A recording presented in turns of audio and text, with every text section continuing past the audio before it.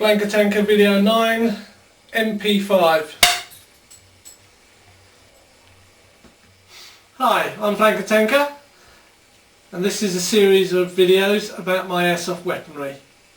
This is video number 9 and it's about my Marui MP5A4-5. Now the A5 usually comes with a collapsible stock that can slide up and down.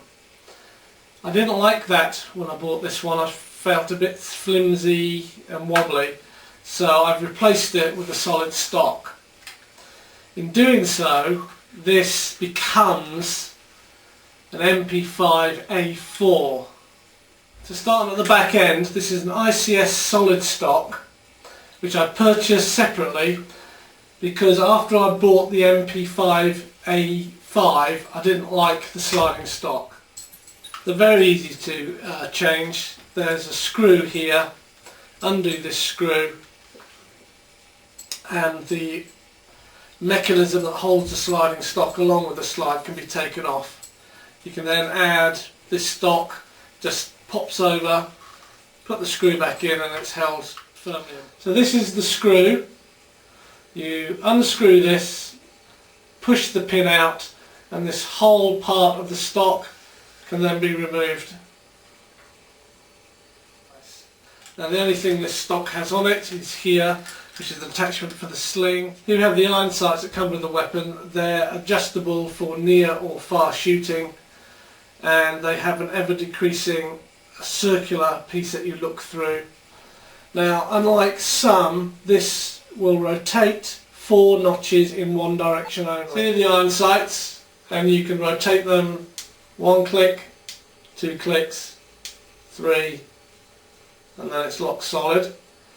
So that's 1 setting, 2, 3, 4, and then it locks again. As all iron sights, the rear iron sight is lined up with the front iron sight. In this case it's made of plastic, and the MP5 has a circle with a line in it. This is the forward iron sight with a metal tag in it that you line up with the rear iron sight. To the top of the weapon I've mounted a raised rail on here for my scope. Now the reason the rail is raised, it makes a bridge so you can actually still use the iron sights by looking through the iron sights through the rail and using the forward iron sight. The next switch for this weapon is ambidextrous in that it's on the right and left hand side of the weapon, and it is operated from both sides. I'm right-handed, so I hold the weapon thusly. In the current position the selector is set for safe. 1 click and it's set for semi, and another click and it's now set on full auto.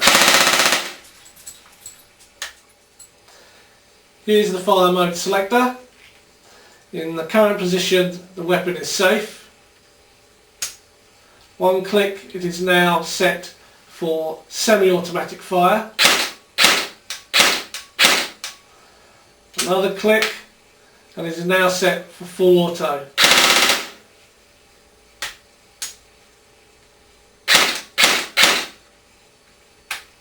Back to safe.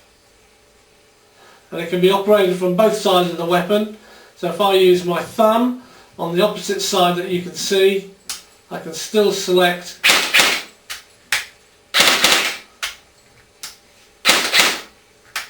the different functions of the trigger.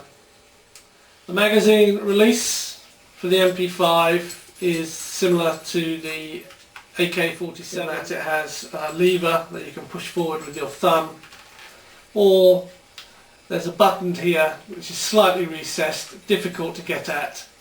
I've never ever used that button, to be honest. I always use the lever.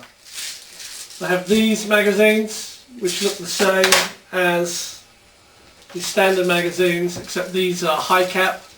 They are 200 round magazines and they have a wheel at the bottom. Now something that's quite nice about the MP5 magazines like this is the wheel is quite broad. It's not a very thin wheel, it's quite a broad chunky wheel. Very nice to turn. So again, that will fit up into the weapon. To release it, grab hold of the magazine, thumb on the magazine release, and it comes out.